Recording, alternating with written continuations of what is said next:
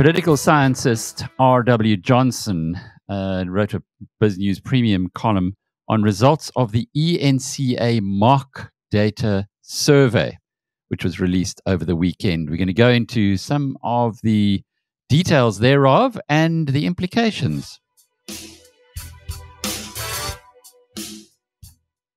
Mr. Johnson, as always, very good to be talking with you. Once again, I think the last two columns of yours have really hit it out the park. The one talking about water and the issues that Johannesburg and in particular Durban are facing as a result of that. People are going to have to go on to BizNews Premium to read that one.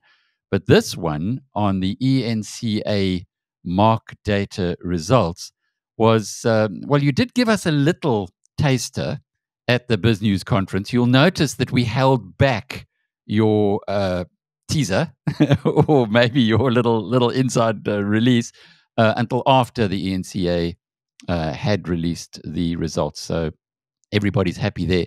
But maybe let's start off with mock data and how you're involved with it and how this research is different to the polls that we've been seeing. Well, look, mock data is a very well-established and very reputable survey organization, and it was initially part of the HSRC, but it went private about 30 years ago. But the key difference is that mock data interviews people face-to-face in the language of their choice, and it does it on a fully representative national sample. That is to say, including into deep rural areas where you often have to go in 4x4s or Land Rovers or whatever in order to get there at all. Now, most polls don't do that. We have a lot of polls which are small samples, usually 1,200 or 1,250, whereas the mock data one was 3,000 odd, and for a few questions, 6,000. And secondly, I'm dubious about telephone polls simply because you can't control for whether or not the person is on their own because you've no idea what's happening on the other end of the phone, and whether they are involved in something else at the time. You know how it is if you get someone on a cell phone. They may be ironing or chatting to friends or doing whatever, and you've no idea. Nonetheless, I think all the polls have got something to tell one. But the point about the mock data one is that it was considerably more accurate than anybody else in 2019. And although they're not actually predictions, but it was closer to the actual result than anyone else. And I think that, I trust what they do. I mean, they're a very reputable organization. So that's where it's different. And your involvement here with ENCA? Oh, sorry. This is all at the invitation of ENCA, ETV. We did the same thing in 2019, and we're doing it again now. So we've been putting it on air through ETV. But to be quite frank, Alec, I was surprised when I spoke at the BizNews conference that it didn't get picked up by the press. I assumed you had press there, and they could have easily had a scoop if they had just had their ears open. But nothing happened. No, we didn't have press there. It was for our tribe, for our community. We don't issue media invitations. I didn't realize that. And we respected that it was... you said to us that you so those who were in the hall got the advance billing, and in particular, the collapse of the ANC in KwaZulu-Natal. That's really, I suppose, the headline writers. ANC from 53% down to 13%. That was certainly something that struck me. No, that's mind you, it's a sign of the fragility of the ANC vote. And it isn't just KZN. The MK party went from 0 to 22% in Mpumalanga on our survey, and from 0 to 7 in Gauteng, which are the three provinces where they're making an effort. Although I have to say that if I were advising MK, which happily I'm not, I would tell them to go and spend some more time in the Eastern Cape, because Zuma has still quite a lot of people there who regard him favorably, about 35%. And that's fertile ground, obviously. Though I do know that MK held a very successful, very huge rally at the University of Western Cape about a week ago. So they do have support outside of those three provinces. But certainly the ANC vote has collapsed from about 53, 54 to, on our survey, 41.4. And the margin of error of our survey is only 1.8. So, it should be fairly accurate. And it's clear that, there's more where that came from, in the sense that we deliberately started the question with a general one saying, the ANC has been in power for 30 years. Would you like them to continue in power as now, or would you like to see a complete change of the new government? Now, apart from the fact that slightly over half the total number of voters said yes, they wanted a completely new government. Now, the point about that question is we deliberately didn't ask anything in party terms. So you could vote for change, but without specifying anything else. The minute you bring in parties and partisan loyalties, things change. So there's a sort of split-level reality. But nonetheless, I was struck by the fact that even if you take those 41% who are still loyal to the ANC, nearly a quarter of them said they would like a complete change with the new government. So even this mood of wanting the mood is one of disappointment, disillusionment, and wanting a change. And that has infected right into the ANC vote. And one can see that they could easily lose more. As you say, the fragility of it, when you poll only 13% in KwaZulu-Natal, which was a strong source of their support in the past, presumably. Oh, yeah, it was actually their best single province in terms of membership for quite a while. And I assume, by the way, that this has also been something of a disaster for the SACP, because the way it worked in KZN was that Zuma, once the ANC became the dominant party there and Zuma became president, he went on this enormous membership drive. And Bladen Zimande, his fellow Zulu, went on a similar membership drive just behind the ANC, as it were. And so they too enrolled large numbers of Zulu members in the wake of that. So I suspect that both parties have suffered from this. But anyway, no, it's clear that is so. And one of the other things which we found was that we asked people questions like, since the ANC's been in power, inequality and poverty have got worse. Why do you think that is? And similarly, the standard of public education has not risen. Standard of public health is worse than it was. In each case, we asked, why has this happened? And in every case, the answer was given by a majority saying, well, the ANC simply doesn't care. The ANC are greedy people who steal money and who are corrupt, and they send their children to private schools, etc., and they simply don't care what's happening to ordinary people. And in that sense, I mean, the disillusionment is across the board. I mean, it isn't just among minorities, it's among the large majority. And when you ask about possibility of renewal, the majority says the ANC is unreformable. There's no way of changing it. Sure, those are very, very stark statements. And again, in your column, you spoke about the cynicism that exists about the ability to reform. But Mr. Johnson, if that's the case, why does the ANC still get 41% in the research, in the results? Well, because it was, as you know, I mean, it's not that long ago, 2004, it was nearly at 70.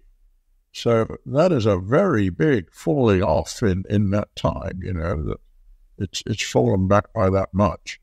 Look, I think it's quite probable that we are looking at the first stage of a longer stage evolution, and it's quite possible that the decline of the ANC will continue and possibly even accelerate in the future. At the moment, you've still got this nucleus of very loyal ANC voters who are clinging on and trying to maintain belief in all sorts of things that the rest of the electorate have completely given up on. So that there's this sharp divide between ANC supporters and others.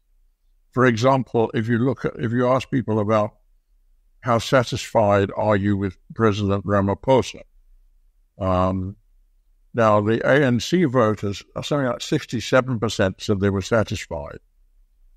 All other parties, from EFF to MK to DA to whatever, the number of satisfied would seldom be more than 10%. I mean, maximally 50. So you can see there's just a huge gap there between the ANC voters and others. And they're clinging on to that. But one of the reasons why it doesn't look good in the future for the ANC is that Paul Mashatile has got a 2-to-1 unfavorability rating. And, every other ANC leader who's come to power, including Zuma and certainly Mbeki and Mandela, they've all had positive ratings when they came in. Now, at the moment, it looks like the successor to Ramaphosa is going to come in as a very unpopular politician. Moreover, the other possibles for president, like Mbalula and Gwede Mantashe, are equally unpopular. So you can't see who the ANC is going to be able to turn to who's going to have any sort of ability to lift that vote. It was so interesting at the BizNews conference to get almost the messages in the wind, and something that came through to me was a likelihood of a government of national unity after the election. I might be completely off the page here, but if that were to happen, would whoever went into coalition with the ANC be signing their own death warrant? Well, that's the problem. Look, when you say government of national unity, in effect what you're talking about is ANC-DA, because an ANC coalition with either MK or EFF would start a market panic, huge capital flight, collapsing currency, etc. So I don't think that those are realistic possibilities, really. And if you tried it, it wouldn't last long. So really the question is going to be for the DA. And as you say, a very difficult question because the DA has no experience in government. If the DA made a deal, they'd be joining in with a lot of corrupt ANC ministers who would continue in office. Any DA ministers, apart from being completely inexperienced, would have ministries full of ANC cadres who'd been deployed there. And in many cases, they would probably be presiding over ministries full of procurement rackets of one sort or another. So I really wouldn't envy people in that situation. And I'm not sure how much leeway they would have in changing policy either. So, look, the track record, I mean, you can look at it in Britain, France, wherever you like. The junior partner in coalitions, he usually does badly in the next election. Think of the Liberals that went into coalition with Cameron. The Tories did well in the next election and Liberals got wiped out, including by Conservatives winning their seats. But it's just too easy for the unpopularity to, and of course many of the DA's loyal voters would be upset that the DA had, as it were, saved the ANC. If the ANC goes under 50%, but the DA goes in to prop them up and keep them in power, that won't be popular with all DA voters. So I think the DA will be between a rock and a hard place because on the one hand, they won't want to see an EFF-ANC coalition. On the other hand, so I think the only other possibility is an ANC minority government where the ANC, let's say with 40% of the vote, simply then has to negotiate bill by bill in Parliament, putting forward a piece of legislation, and then in the case of each separate bill, trying to negotiate a majority, case by case, which is a very difficult way to govern, but it's the only other possibility. Incidentally, one other thing I should have mentioned, which is important, is that when we ask people about which are the most important issues, as always, jobs came number one, unemployment came number one, followed by load shedding, followed by crime. Those three easily ahead of everything else. Now, the ANC has placed considerable stress on the NHI and on, of course, as always, land reform and so forth. And there's been quite a lot of talk about a basic income. It's worth saying that all three of those issues, NHI, land redistribution, now all three of those, the number of people who said that they were among the most important issues was 3% or less in the case of all three of those issues. So it's quite interesting that the ANC has been making a lot of play with these issues, but they're not getting a response. In the electorate, there's no response to that. And we then had a question about NHI, in which we asked people how much confidence they had in the government's ability to implement NHI. And the answer was 60% said they had no confidence. Which again, they look at the state of the public health sector now and say, how can you? Between now and the 29th of May, the trends that you've picked up so far, are they likely to accelerate? In other words, the decline of the ANC, it came out in your poll around 41.5%. Is it likely to be below 40 even on the 29th of May? Well, look, that's an unknown. We don't know. And it's a very good question that you're putting, because quite clearly the sort of logjam is broken. And there has been, as Franz Cornier said at your conference, there's been more change in the past couple of months in South African politics than there has in the previous 20 years. And things are still in motion. And with, for example, MK, we don't know whether we caught them in an ascendant phase where they're still expanding, or whether they will collapse after their initial sort of big burst of publicity. We simply don't know, and the same applies to the ANC vote. But And we can't know that because, a survey is a still picture of a moving reality. However, precisely because of that, just before the election, we will go back with a couple of questions to the same voters that we went to this time and re-ask a couple of the really key questions so as to get absolutely more up-to-date just before the election for ENCA. So just to recap on the big provincial battles, KwaZulu-Natal, the Western Cape, I'd love to get your insight into what you think about Gayton Mackenzie's call that the DA will lose its majority there, and Gauteng. Could you take us through how things are stacking up at the moment in those three provinces?